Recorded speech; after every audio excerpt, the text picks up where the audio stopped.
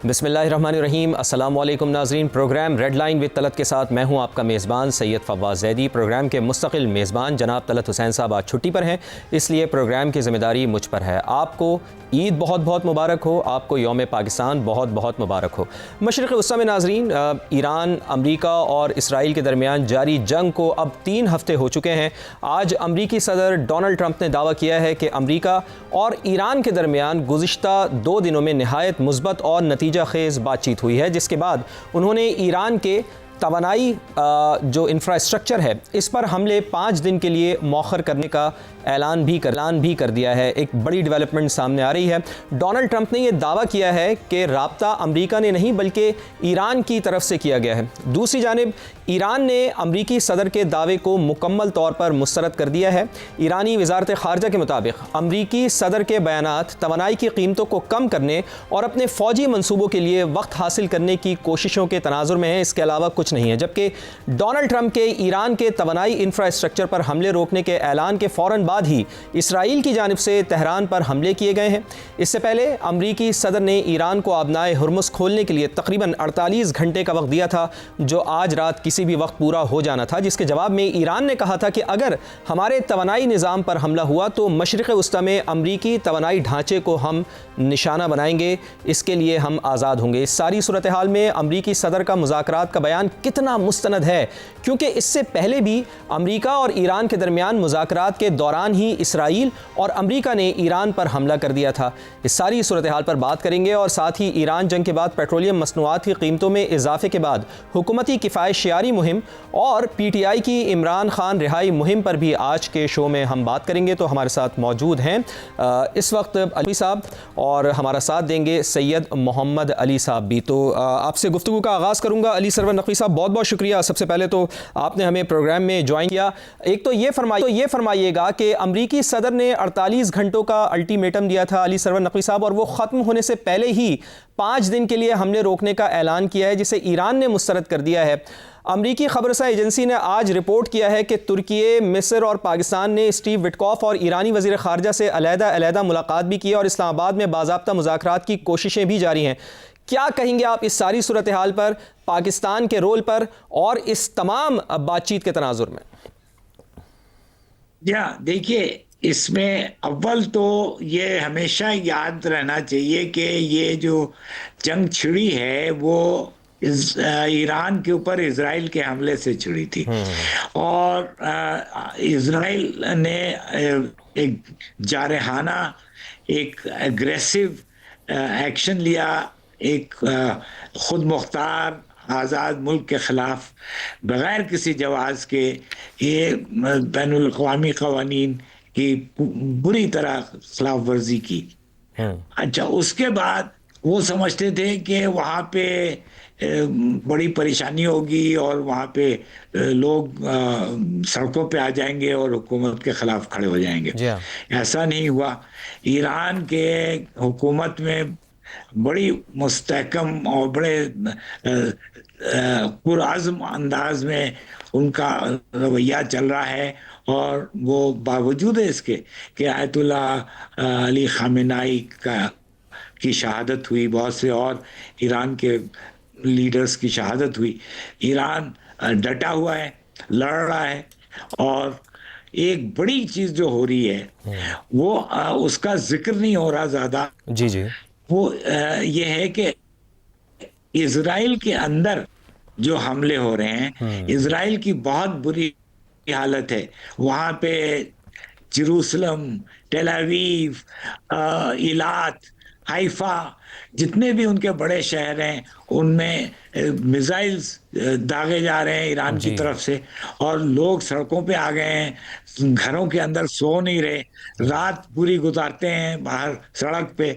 तो ये आज तक इजराइल में ये कैफियत नहीं हुई है। इसलिए मैं समझता हूँ कि इजराइल की आबादी जो है, एक तो यहूदी बड़े होशियार और समझदार और ज़हीन होते हैं, लेकिन वो बड़े डरपोक भी होते हैं, और वो उनका बुरा हाल है, डर के मारे वो दहशत में परेशान हो गए।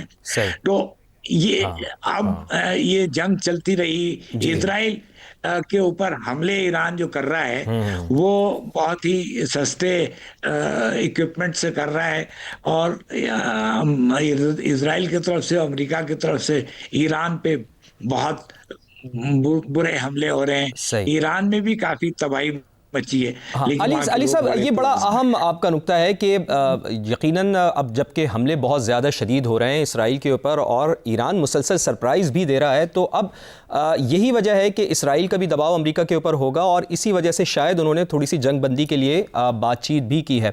सैयद मोहम्मद अली साहब, मैं सुन रहा था आज अब्बास इराक़ची साहब भी ये कह रहे हैं कि उनकी जानिब से किसी किस्म के कोई मुज़ाकरात नहीं हुए हैं, ये तो अमेरिका का और इसराइल का एक हरबा है कि उन्होंने पेट्रोलियम मसनूआत की कीमतें यानी तेल की आलमी कीमतों को कम करने के लिए यह हरबा खेला है और टाइम लेने के लिए उन्होंने यह हरबा खेला है।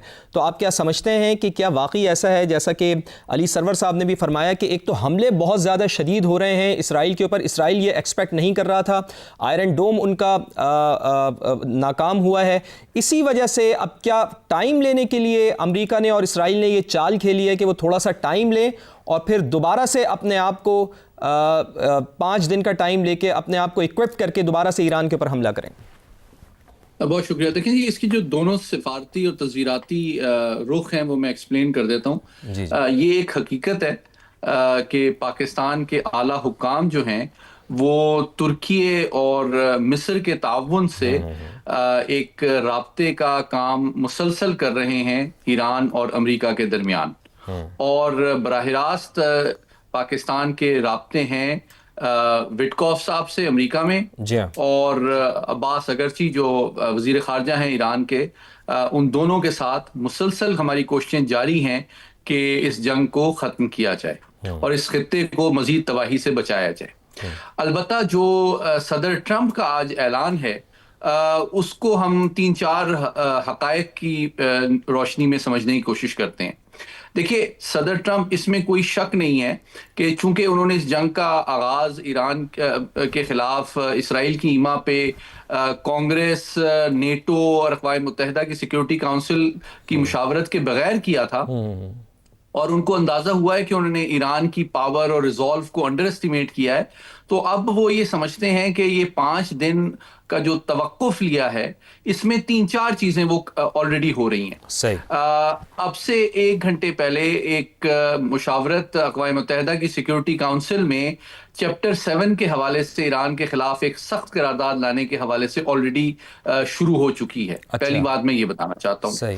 दूसरी बात मैं आपको ये बताना चाहता हूँ कि 200 अरब डॉलर के करीब, 200 बिलियन अरब जो डॉलर हैं उसके करीब शायद ट्रंप इंतजामिया कांग्रेस से मजीद तकाजा करे इस जंग के लिए, जिससे ये जाहिर होता है कि वो मजीद वसाइल इस जंग को जारी रखने के लिए मजीद शिद्दत से वो दरकार करना चाहती है।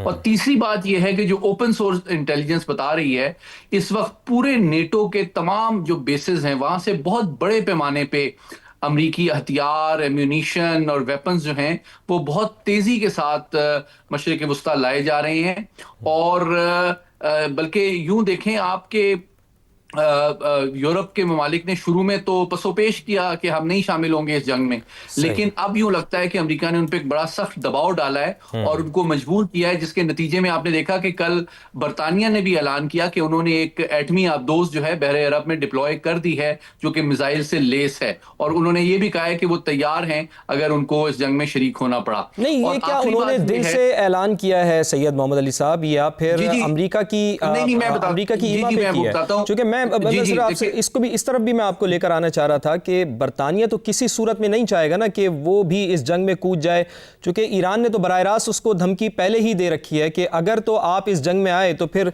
ये जंग फिर आपके मुल्क में भी हो सकती है, आपकी सरहद तक भी पहुंच सकती है। तो बरतानिया तो बिल्कुल नहीं चाहेगा कि वो इस जंग में शामिल हो। देखें, कोई मुल्क नहीं चाहता कि उस जंग में शामिल हो, लेकिन अमेरिका उन पर दबाव डालने की सलाहियत रखता है।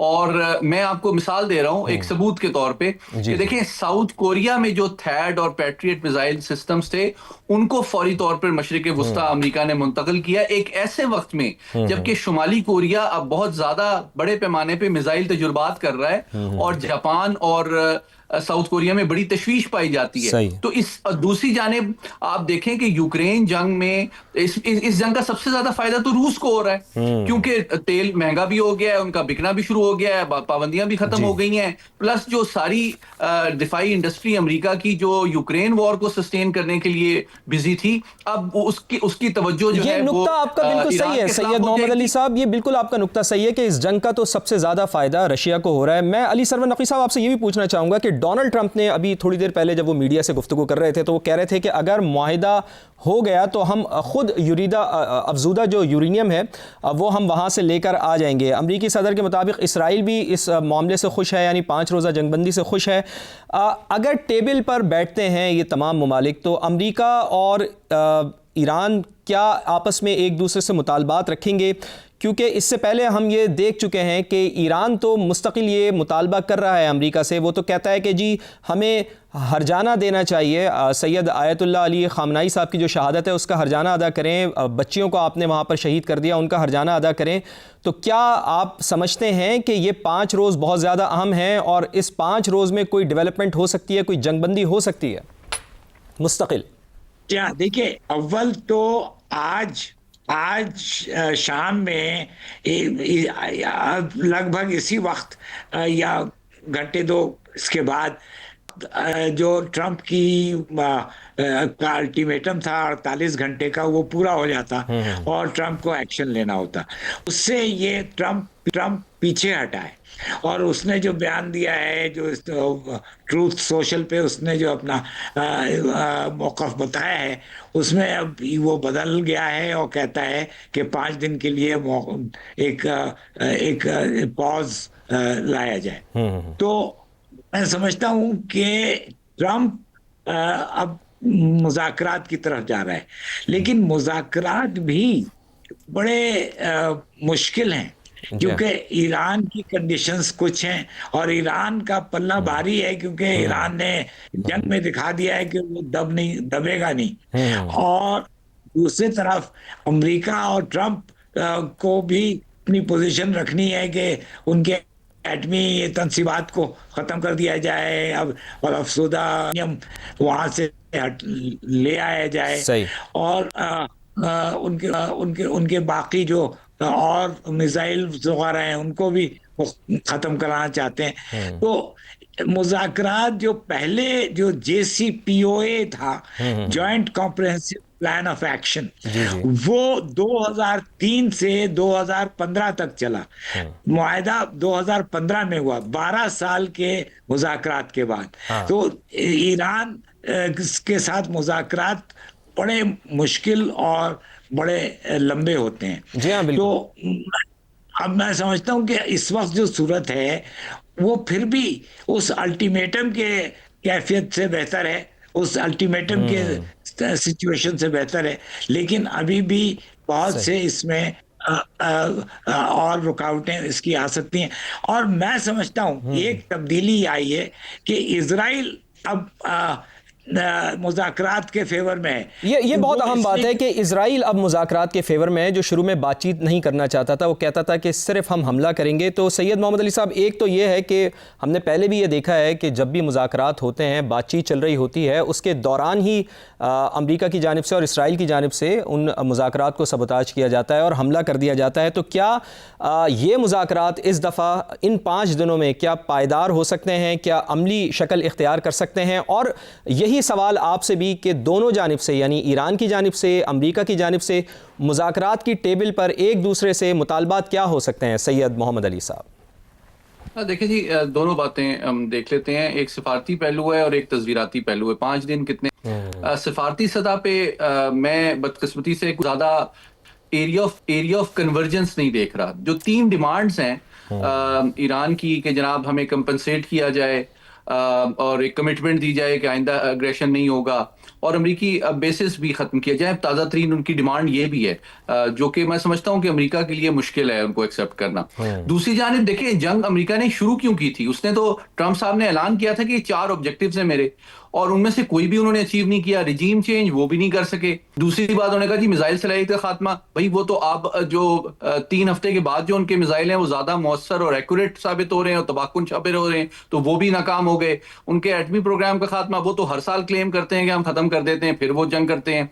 चौथी चीज के जी बहरिया का खात्मा, भाई बहरिया भी खत्म कर दी तो फिर गल्फ ऑफ हॉर्मज़ तो अभी भी बंद है, वो सिंपली उसको माइन कर दें तो वहां पे दुनिया की कोई नहीं। तो कहने का मतलब है कि जो जंगी अहदाफ थे सदर ट्रंप के, उसमें से कोई भी उनको अचीव नहीं हुआ है। तो मुझे बदकिस्मती से ये एहतमाल है कि उनको चूंकि अभी कोई फेस सेविंग नहीं मिल रही जिसको वो अपने अवाम, आलमी बरादरी और कांग्रेस के सामने लेके जा सकें, तो ऐन मुमकिन है कि इन 5 दिनों को वो इस्तेमाल करें अपनी रीइंफोर्समेंट के लिए, ज्यादा सफबंदी के लिए और ज्यादा बड़े पैमाने पे अगले मरहले में जंग को फैलाने और उसकी शिद्दत में इजाफे के लिए। बिल्कुल सही है सैयद मोहम्मद अली साहब, इसमें यह नुक्ता भी तो हो सकता है ना कि 48 घंटे का जो अल्टीमेटम दिया था डोनाल्ड ट्रंप साहब ने वो पूरा हो रहा है, और अगर डोनाल्ड ट्रंप आबनाए हुर्मुज़ खुलवाने के लिए कोई बड़ा अटैक कर देते, कोई बड़ा हमला कर देते, तो उसके जवाब में ईरान तो पहले ही कह चुका है कि आपके पावर प्लांट्स को भी हम निशाना बनाएंगे जो मशरिक़ वस्ता में शामिल हैं। तो आप नहीं समझते कि मुज़ाकरात का बयान अमरीका की जानिब से देना इस सारी सूरत हाल से बचने के लिए भी हो सकता है, एक टैक्टिक्स हो सकती है डोनाल्ड ट्रंप की जानिब से? जी बिल्कुल, मैं आपसे मुत्तफिक हूं, क्योंकि देखें इसको अंग्रेजी में कहते हैं एस्केलेशन डोमिनेंस। तो सदर ट्रंप ने जब धमकी दी कि जनाब हम आपके तमाम को तबाह कर देंगे, तो उनका ख्याल था कि ईरान चिकन आउट कर जाएगा। उन्होंने उसके मुकाबले में ज्यादा सख्त बयान दिया कि जनाब हम इस मशरिक़ वस्ता के पानी के और तवानाई के तमाम ज़खायर तबाह कर देंगे। तो ऑब्वियसली उनकी ये सलाहियत भी है और अमेरिका के पास ये तस्वीराती सलाहियत नहीं है कि वो इनको बाज रख सके। तो ये 5 दिन में ऐन मुमकिन है कि वो उनके मिसाइल डिफेंस सिस्टम को मजीद तकवीयत देने के, ताकि अगर अगले राउंड में ईरान जवाबी कार्रवाई इन अहदाफ जिनका उसने चुनाव किया है या इंदिया दिया है उसके खिलाफ करे, तो उनके नुकसानात को से बचा जा सके।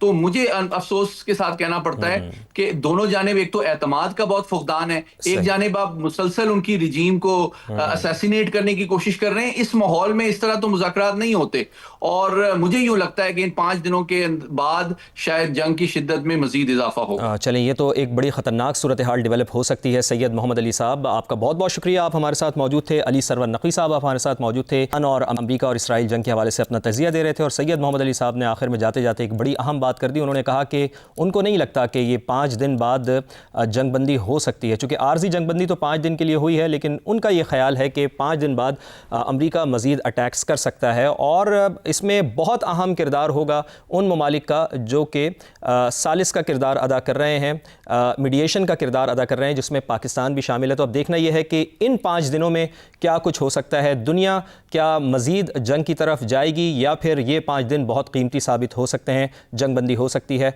एक ब्रेक लेनी है नाज़रीन हमें, और ब्रेक के बाद जब हम दोबारा हाजिर होंगे तो पाकिस्तान में भी इस जंगबंदी के हवाले से और इस जंग के हवाले से बहुत सी बातें ज़ेर गर्दिश हैं, और पाकिस्तान ने इस सिलसिले में, पाकिस्तानी हुकूमत ने किफ़ायत-शियारी मुहिम भी इख्तियार की हुई है। वो किस हद तक कामयाब हुई है, तफसीली उसके ऊपर गुफ्तगू होगी एक ब्रेक के बाद।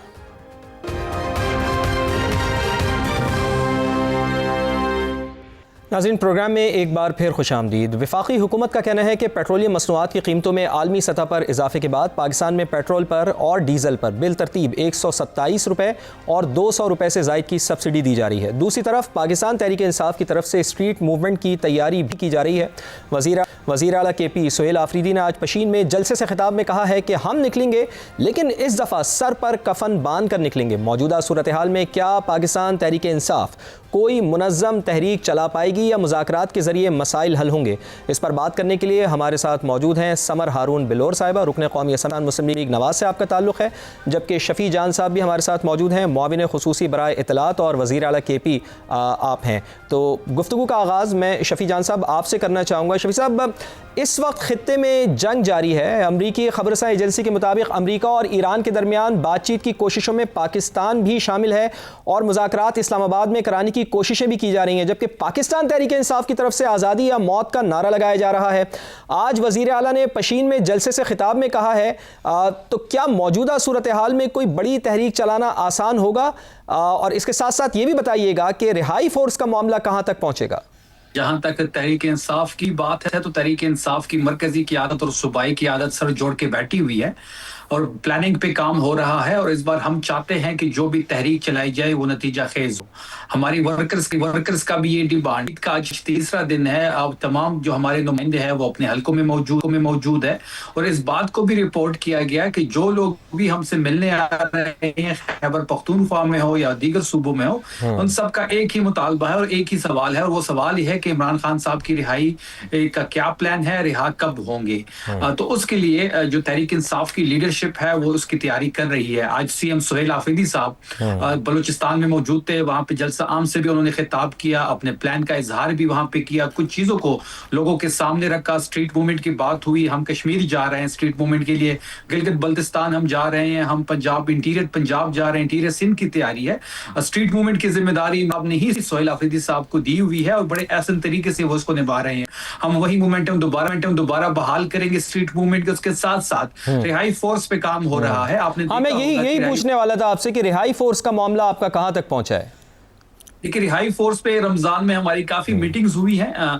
उसके लिए एक कमेटी भी बनाई गई है, स्ट्रक्चर तकरीबन कंप्लीट हो गया है, कुछ दिनों में उसका लॉन्चिंग इवेंट है। सीएम आफरीदी साहब उससे खिताब करेंगे, उसका डैशबोर्ड खोल दिया जाएगा। उसके बाद मुख्तलिफ खैबर पख्तूनख्वा के शहरों में कैंप्स लगाए जाएंगे और जिस दिन 1 लाख मेंबरशिप पूरी हो जाएगी बाकायदा हल्फ होगा और चेन ऑफ कमांड जो है वो आफरीदी साहब के पास होगी। हमें उम्मीद है कि हम इंशाल्लाह 10 लाख जो हमारा फिगर है, जो हमने गोल सेट किया है, उसको अचीव कर लेंगे। पूरे पाकिस्तान से नौजवान इस फोर्स का हिस्सा बनेंगे और जो भी इमरान खान साहब की रिहाई के बारे में जो भी लाएमल दिया जाएगा, वो तमाम तर जो फोर्स के मेंबर्स होंगे वो इस तहरीक में सफ़े अव्वल में होंगे। जहां तक जंग की बात की, आपने एक सिचुएशन का बयान किया, तो बात बड़ी वाज़ेह है कि जब इनका एक वफद जिसमें तारिक फजल चौधरी साहब थे, राना सनाउल्लाह साहब थे, अचकजई साहब और गौहर साहब से मिले और एक जो इन्होंने एक मीटिंग रखी थी वजीर आजम हाउस में पार्लिमानी लीडर्स के लिए, हमें वहां पे इन्वाइट किया। तब भी हमने इनको कहा कि इस चीज को आप पार्लिमान के अंदर लेके आए, एक जॉइंट सेशन वहां पे करवाए, तमाम अरकान को इत्तेमाद मिले। इस तरह नहीं हो सकता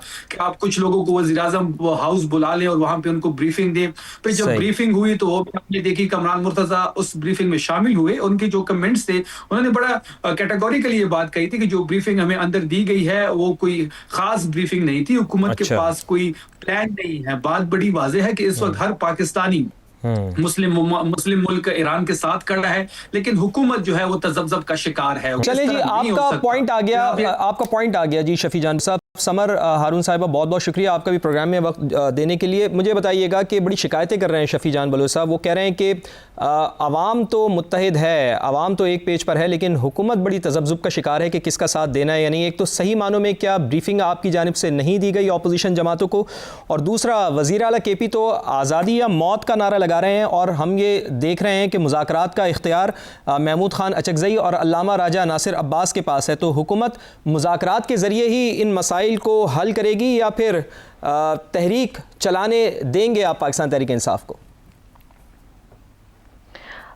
बिस्मिल्लाहिर्रहमानिर्रहीम। सबसे पहले तो मैं मेरे छोटे मेरे भाइयों की तरह शफी जान साहब को कहूँगी कि वो थोड़ी सी एंटी एसिडिटी टैबलेट्स ले लें, अपने सीएम को भी दे दें, क्योंकि आजकल जो पाकिस्तान की एक बैनुल अक़वामी सतह पे एक पोजीशनिंग हो गई है, पाकिस्तान तहरीक इंसाफ और जो पाकिस्तान के नाकिदीन हैं, जो पाकिस्तान की हुकूमत की, पाकिस्तान की आजकल जो तरक्की हो रही है उसके नाकिदीन हैं, वो बिल्कुल दंग पदंग रह गए हैं। मेरे भाई ने यहाँ पे अभी कहा कि हम क्लियर पोजीशन नहीं ले रहे ईरान के ऊपर, तो ईरान के फॉरेन मिनिस्टर ने ट्वीट करके उर्दू ज़ुबान में पाकिस्तानी हुकूमत का और उनके रोल का मतलब शुक्रिया अदा किया।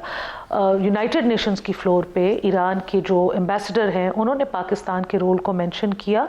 और अब जैसे आपने भी एक खबर भी मेंशन की है कि चांसेस आर के आने वाले अनकरीब 2-4 दिनों में एक मीटिंग होगी सीज़ फायर को ब्रोकर करने में, जो शायद इस्लामाबाद में हो, और उसमें एक कलीदी किरदार, चाहे उसकी जोग्राफिकल पोजीशनिंग कहाँ भी हो, उसमें एक कलीदी किरदार पाकिस्तान अदा करेगा।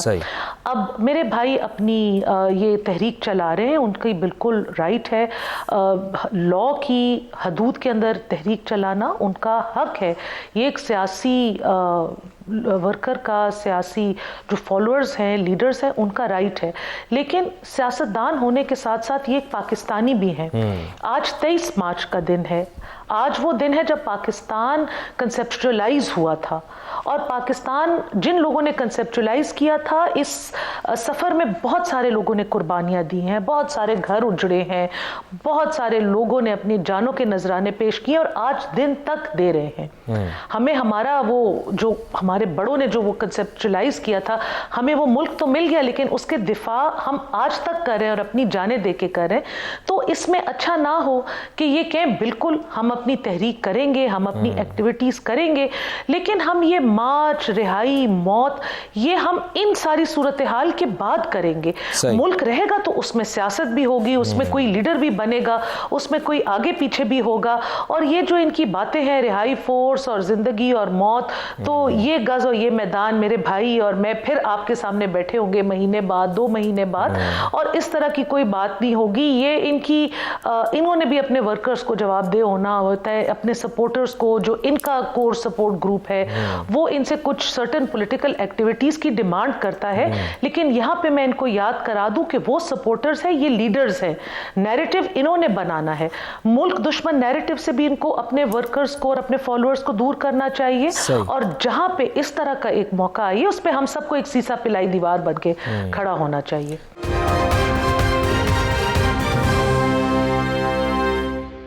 नाज़रीन, प्रोग्राम में एक बार फिर खुशामदीद। शफी जान साहब, ये फरमाइएगा कि जिस अमर हारून साहिबा ने फरमाया कि आप लोगों को ये 14 अगस्त, 23 मार्च या 6 सितंबर, इनको ही आपको क्यों ये एहतजाज याद आ जाते हैं, मरने मराने की बातें इनको ही क्यों याद आ जाती हैं? ये इन दिनों का ये इंतखाब आपकी जानिब से क्यों किया जाता है? जैसे कि आज वज़ीर आला KP ने भी मारने और मरने की बातें की हैं, आज़ादी या मौत की बात की है, तो क्या ये नहीं हो सकता कि अभी इस वक्त पाकिस्तान का किरदार जंगबंदी के हवाले से भी बड़ा वाज़ेह तौर पर देखा जा रहा है, दुनिया उसकी तारीफ़ कर रही है, तो जंगबंदी हो जाए, किफ़ायत शियारी मुहिम इस वक्त हुकूमत चला रही है, ये सारा सिलसिला निमट जाए, उसके बाद आप अपनी सियासत को जारी रखें। अभी तो हुकूमत के साथ खड़े हो आप इस सारे मामले के ऊपर, चूँकि ये बात सही है कि मुल्क है तो हम सब कुछ हैं, मुल्क है तो फिर सियासत है।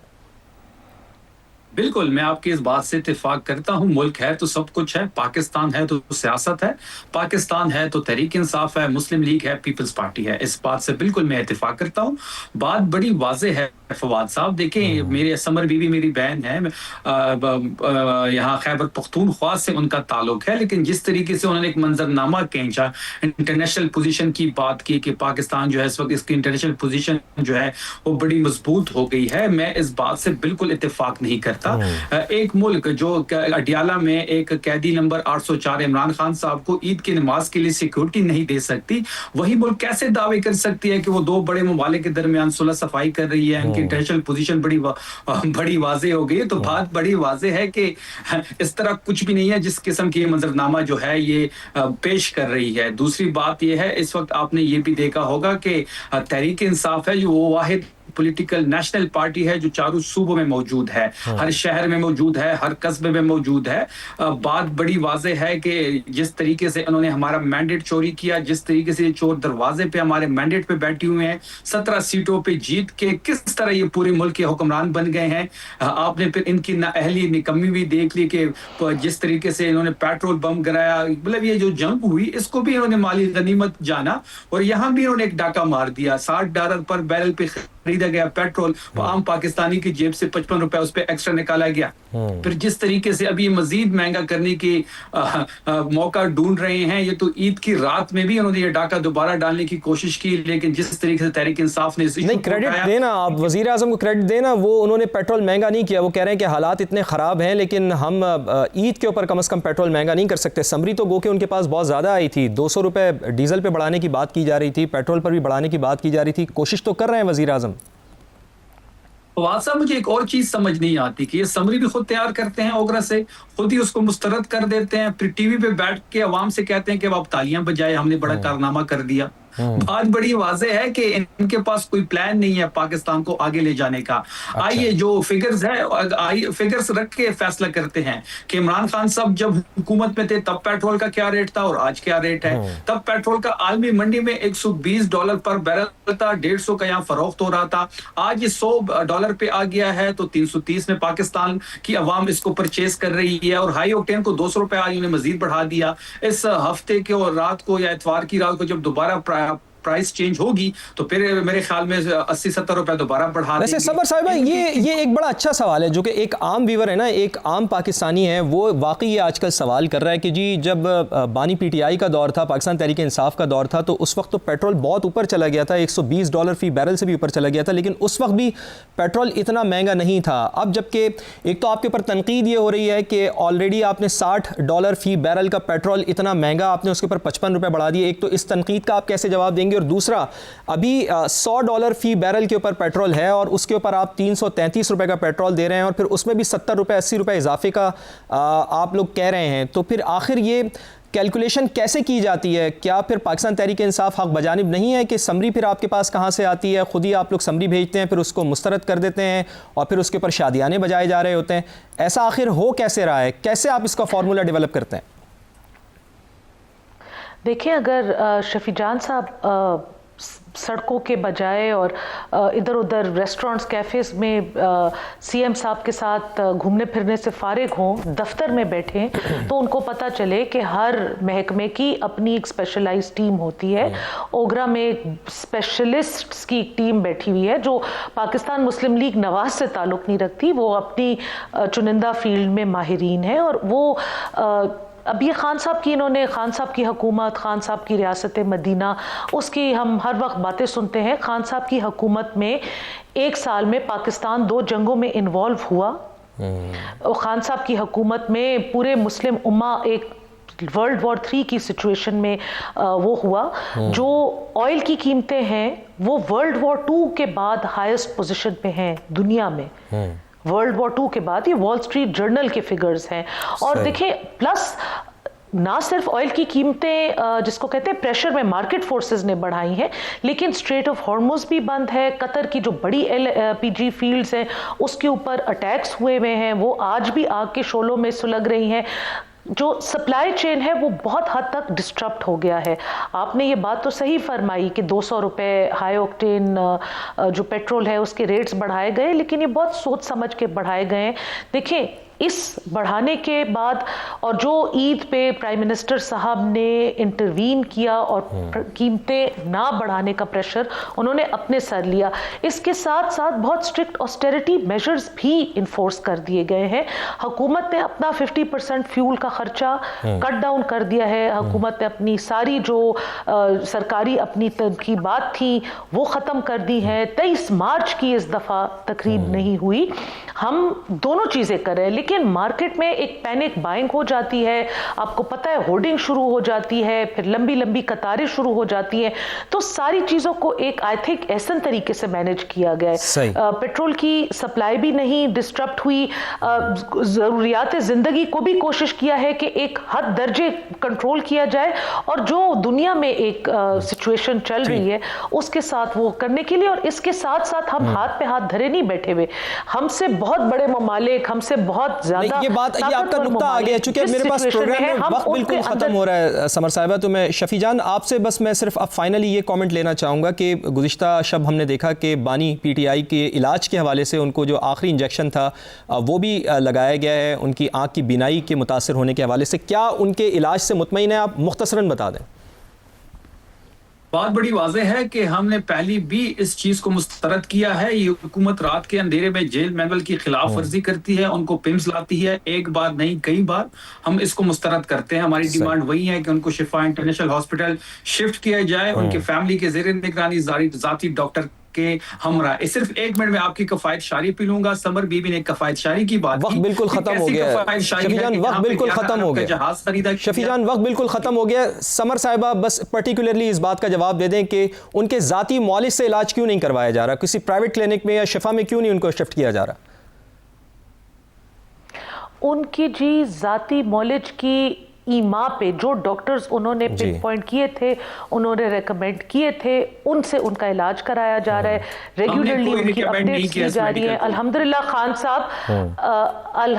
खान साहब फिट एंड फाइन है और अल्लाह उनको सेहतयाबी रखे। चलें जी, आपकी दुआ है कि खान साहब फिट एंड हैं और अल्लाह ताला उनको सेहत दे। ये तो समर हारून बिलोर साहिबा का मौक़िफ़ सामने आया है, जबकि शफ़ी जान साहब कह रहे हैं कि किसी किस्म की कोई एक्सेस खान साहब तक उनको नहीं दी जा रही है। नाज़रीन, प्रोग्राम का वक्त अपने अख्ताम को पहुँचता है। अपने मेज़बान फवाद ज़ैदी को इजाज़त दीजिए, आपसे मुलाकात होगी फिर, तब तक के लिए अल्लाह ने के बाद।